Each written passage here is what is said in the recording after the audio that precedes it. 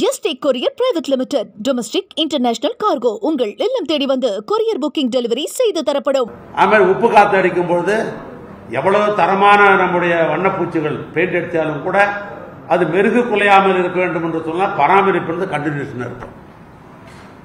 அந்த அடிப்படையில் ஆண்டுக்கு ஒரு முறை இந்த பராமரிப்பு என்பது 10 ஆண்டு காலத்துக்கு நாங்கள் கொடுக்குறோம். அந்த பராமரிப்பு பணியில் ஈடுபடுகின்ற அந்த ஒப்பந்ததாரர் அவர் அங்கேயே இருக்கிறார். ஏதோ கட்டி முடிச்சுட்டு வெளியே போகல, அவர் அங்கேயே இருக்கிறார். எப்போ போனாலும் அவர் பார்க்கலாம் நாம. ஏன்னா அவருக்குண்டு ஒரு இடம் கொடுத்துருக்குறோம், அவர் அங்கேயே இருந்து கொண்டிருக்கிறார். இந்த நிலையில இப்போ நம்முடைய வெளிநாட்டு பயணிகளாக இருக்கட்டும் அல்லது உள்நாட்டு சுற்றுலா பயணிகளாக அதிக நேரம் பயன்படுத்துவதால், அதாவது குறிப்பிட்ட அளவை தாண்டி நம்ம எதிர்பார்த்த விட அதிகமாக இருக்கிறது உங்களுக்கு எல்லாரும் தெரியும். ஆனால் அப்பப்போ இந்த பராமரிப்பு பணி தொடர்ந்து இருந்து கொண்டிருக்கிறது. அப்படிப்பட்ட நிலையில் இந்த 2 பகுதியினுடைய பாலத்தை இணைக்கிற மேலே இருக்கிற தூண், அந்த தூணை ஒரு செக் பண்ணணும், அந்த போல்டு நெட்டெல்லாம் செக் பண்ணணும் என்ற அடிப்படையில் இந்த பராமரிப்பு பணியை பார்த்து கொண்ட ஒப்பந்ததாரர் மேலே ஏறி செக் பண்ணுறார். செக் பண்ணும்போது ஒரு சுத்தியல் அந்த தொழில் அதையும் தவறி கீழே நேரடியாக விழுது. அது விழுகிற பொழுது அந்த கண்ணாடியில் ஒரு சிறு கீறல், உடைப்பில்ல, சிறு கீறல் ஒன்று விழுது. அந்த சிறு கீறல் உழறதால பயனாளிகள் யாரும் போகக்கூடாதுன்னு சொல்லலை. சுற்றுலா பயணிகள் தொடர்ந்து பயணித்துக் கொண்டிருந்தாங்க. அந்த ஒரு கீறல் விழுந்த இடத்துல மாத்திரம் ஒரு பிளாக் பண்ணிட்டு ஒரு பாதுகாப்பு அரண் அமைச்சிட்டு தொடர்ந்து பயணிகள் சுற்றுலா பயணிகள் கொண்டுதான் இருக்காங்க. அதனால எந்த விதம் இல்லை. இதுல இந்த அரசாங்கத்தை பாராட்டுகின்ற தொலைக்காட்சிகள், அரசாங்கத்தை பாராட்டுகின்ற பத்திரிகைகள், இந்த அரசாங்கத்தை பாராட்டுகின்ற சமூக வலைத்தள நண்பர்கள் நிறைய பேர் இருக்கிறாங்க. ஒரு சில இந்த அரசாங்கத்தை பிடிக்காத ஏதாவது ஒன்று பெருசா ஊதுவாங்க இல்லையா.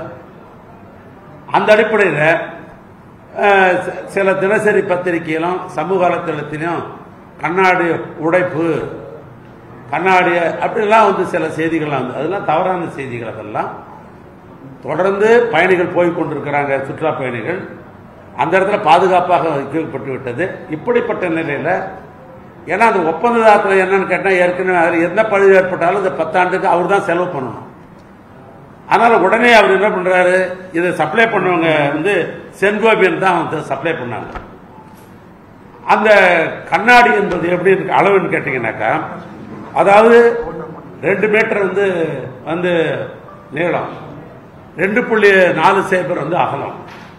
அப்படி திக்னஸ் பார்த்தீங்கன்னாக்கா 55 மில்லிமீட்டர் அதனுடைய திக்னஸ். அது எப்பயுமே ஒண்ணுமே ஆகாது. குறிப்பா அந்த இடத்துல நான் சொல்ற இந்த 2 மீட்டர் நீளம், 2.4 சேபர் அகலம், அது தாங்கும் திறன் எடுத்து கிலோ கணக்குன்னு பார்த்தீங்கன்னா 2500 கிலோ தாங்கும் திறன் கொண்டது. மனித வளம் பார்த்தீங்கன்னா 35 பேர் அதில் நிற்கலாம். 35 பேர் அல்லா கூட அந்த கண்ணாடிக்கு ஒன்றும் ஆகாது. அதனுடைய தாங்கும் திறன் அந்த அளவுக்கு வலுவாக தரமாக இருக்கிறது. அந்த கண்ணாடி பற்றி சொன்னா ரெயின்போர்ஸ் கிளாஸ் சொல்லுவாங்க. அதை சப்ளை பண்ணவங்க செயின் கம்பெனி தான் சப்ளை பண்ணாங்க. இப்போ உடனே என்ன பண்ணாரு ஒப்பந்ததாரர், எங்களுடைய பொறியாளர் கோட்டை பொறியாளர் இன்ஃபார்ம் பண்ணிட்டு உடனே அந்த கம்பெனிக்கு போன் போட்டு அந்த கண்ணாடி இலை பாலம் வேணும்னு சொன்ன உடனே அவங்க திரும்பவும் அந்த கண்ணாடி பாலம் கொடுக்கப்பட்டு இப்போ இந்த 8-9 அன்று இரவே, ஏன்னா அது நம்ம கண்ணாடி எடுத்துட்டு அப்படி போறதுலாம் இல்லை, அதுக்கு டெக்னாலஜி இருக்குது, அதுக்கான மிஷின் தனியாக இருக்குது. அதனால அந்த கம்ப்ரஸ் மிஷின், அது இந்த கம்ப்ரஸ் மிஷினை பயன்படுத்தி அந்த கண்ணாடி பாலத்தை மீண்டும் அந்த எந்த இடத்துல அந்த கீரல் விழுந்தது பார் அதை எடுத்து ரிமூவ் பண்ணிட்டு கண்ணாடி வச்சாச்சு. இந்த கண்ணாடி வைக்கிறது அந்த கீரல் பாலம் இருந்தது. அதனால பாதசாரிகள், சுற்றுலா பயணிகள் நடந்து தான் இருந்தாங்க. அதனால அதில் எந்த விதமான பயமும் தேவை கிடையாது, எந்த அச்சமும் தேவையில்லை. எப்பொழுதும் பயணிகள் போறவங்க, சுற்றுலா பயணிகள் போய் கொண்டு தான் இருக்கிறாங்க.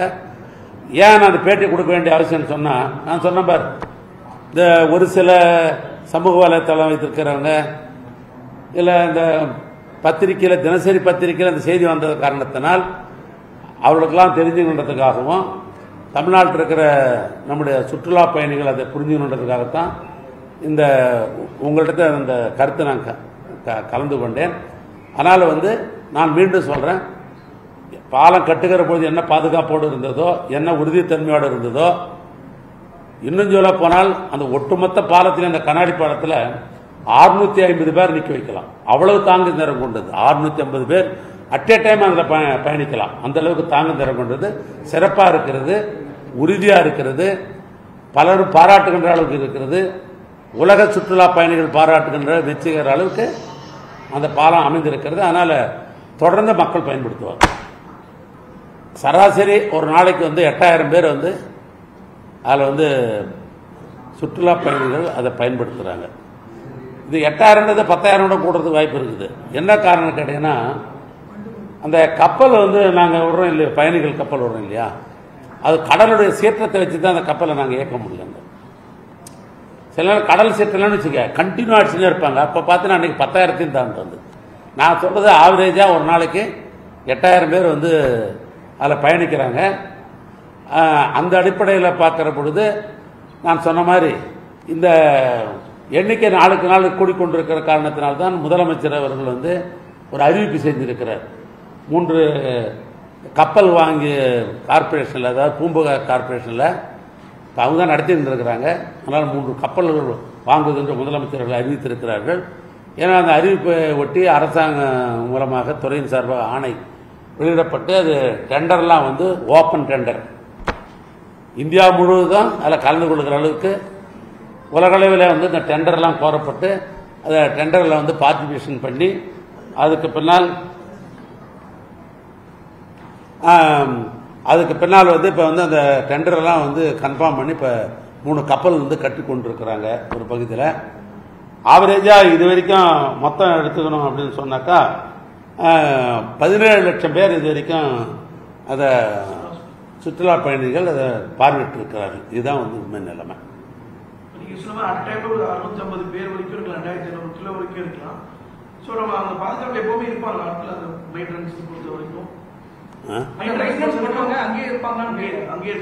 ஆமா ஆமா, அந்த இல்லை அப்படிதான் ஒப்பந்தமே என்னன்னு கேட்டீங்கன்னாக்கா, இந்த 10 ஆண்டு காலத்திற்கு அவங்க தான் மெயின்டெனன்ஸ் நேரடியாக.